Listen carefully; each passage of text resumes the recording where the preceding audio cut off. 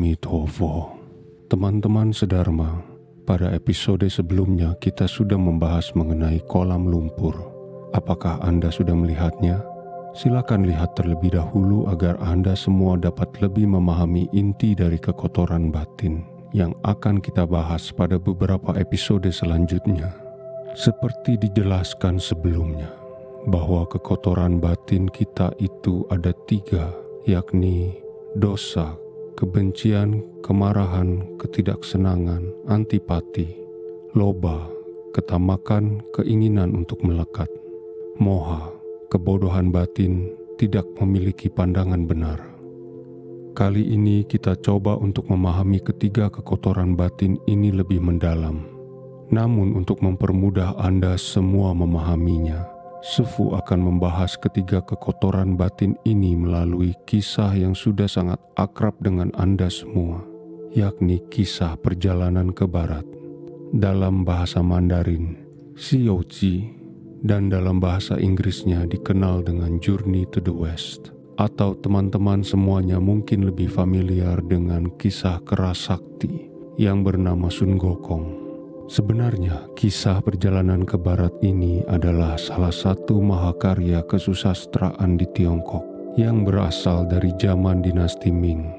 Namun isinya memang sangat syarat dengan ajaran Buddha. Dalam kisah ini terdapat begitu banyak pertentangan antara baik dan buruk, dengan tokoh sentralnya seorang biksu dari zaman dinasti Tang yang bernama Sanchang.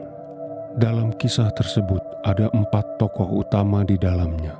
Biksu Tang Sanchang sebagai guru, Sun Wukong, Raja Monyet adalah murid pertama, Chu Pajie yang diberi nama sebenarnya adalah Chu Wuneng dengan karakter berwajah babi yang merupakan murid kedua, Shao Wuqing dengan karakter rahib yang merupakan murid ketiga atau murid terakhir.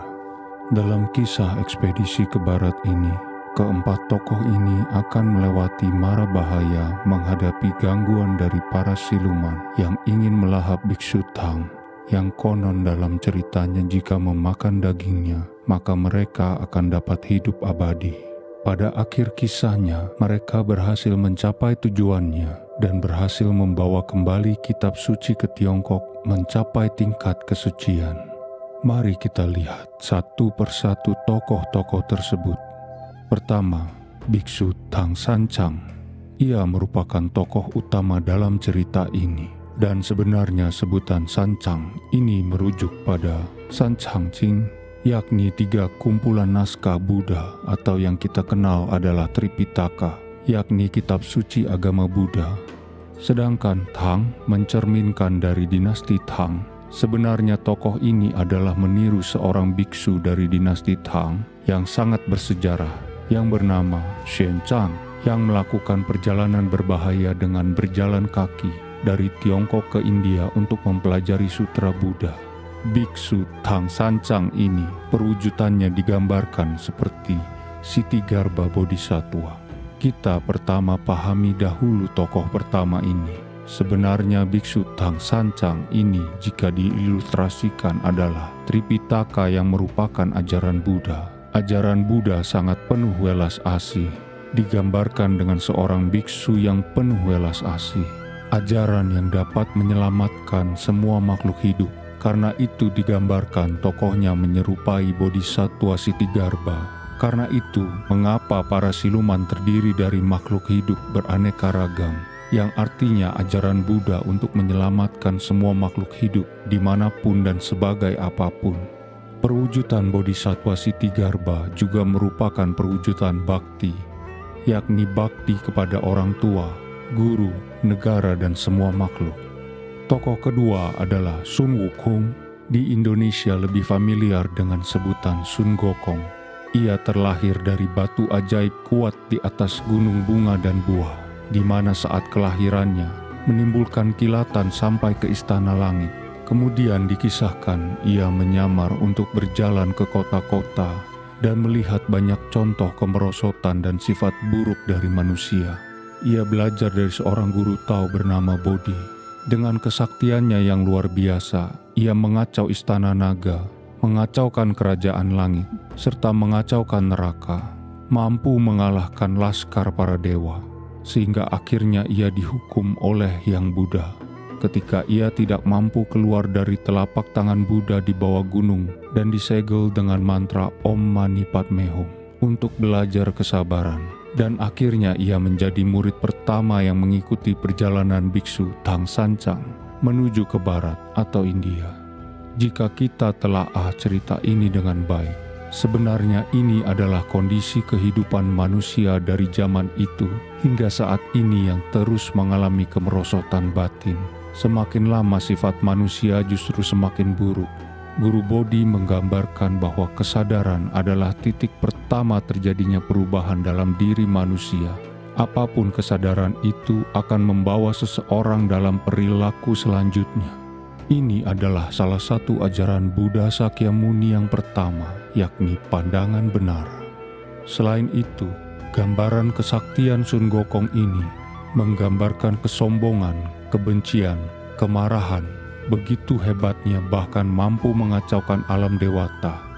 Ini adalah simbol dari kekotoran batin, yakni dosa atau dwesa dalam bahasa Sanskerta. Tentu ini bukan dosa seperti gambaran dalam agama lain, melainkan kekuatan kemarahan, antipati, kebencian yang Anda miliki dan membuat kolam Anda terus menjadi keruh. Dan perhatikan bahwa kekuatan kotoran batin ini memang sangat luar biasa. Ketika ini tidak terkendali, dapat menghancurkan berbagai aspek dalam kehidupan Anda. Bahkan begitu hebatnya sampai digambarkan dapat mengacaukan kerajaan langit. Ciri utama kekotoran batin ini adalah munculnya rasa marah, benci, sakit hati, ketidakpedulian, antipati, antisosial, merasa diri paling benar, merasa diri paling hebat, mengecilkan orang lain, merendahkan orang lain, menghina, menyakiti, dan banyak lagi yang lainnya. Murid kedua adalah Chu Pa-Chie, yang sebenarnya juga bernama Chu Wu-Neng. Ia adalah seorang yang malas, rakus, dan selalu nafsu dengan wanita cantik, serta selalu cemburu pada Sun Gokong dan berusaha menjatuhkannya. Dalam kisah tersebut diceritakan, ia sebenarnya seorang dewa yang dibuang karena kelakuan buruknya, dan ia dihukum terus berinkarnasi dengan berakhir putus cinta.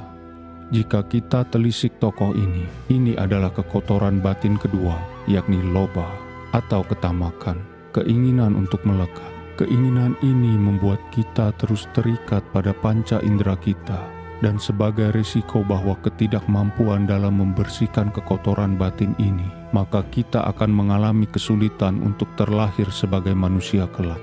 Ketika mata melihat, telinga mendengar, hidung mencium, mulut mengecap, perabaan merasakan, dan kita tidak mampu mengendalikan diri kita, terjebak oleh nafsu keinginan, dan membiarkan nafsu menguasai diri kita. Itulah sesungguhnya gambaran dari tokoh ini, dan itu adalah diri kita sesungguhnya. Serakah, merasa terus kekurangan, mengumbar nafsu.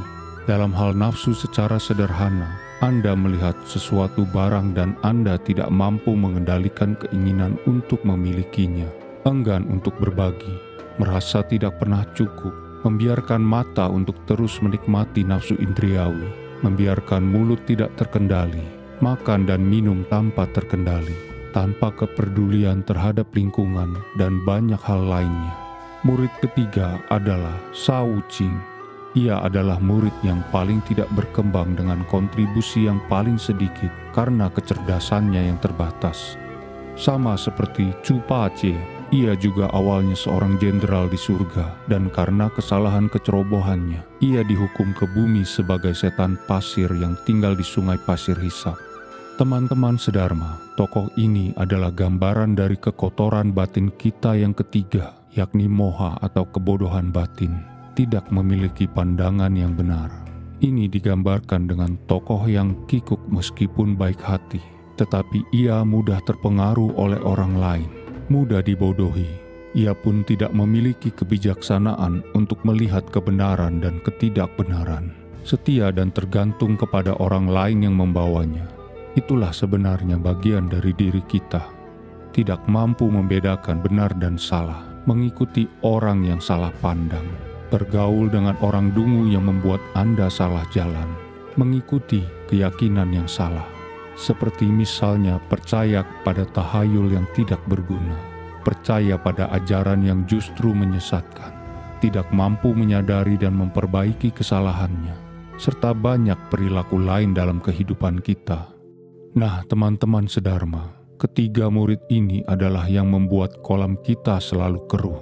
Akan tetapi, jangan khawatir, karena dengan dharma ajaran Guru Agung Buddha, maka ketiga kotoran yang membuat kolam lumpur kita keruh perlahan akan menjadi jernih. Selanjutnya, Sefu akan membahas mengenai kekotoran batin itu satu persatu melalui ketiga tokoh tersebut. Kita tunggu di episode selanjutnya ya. Amitofo.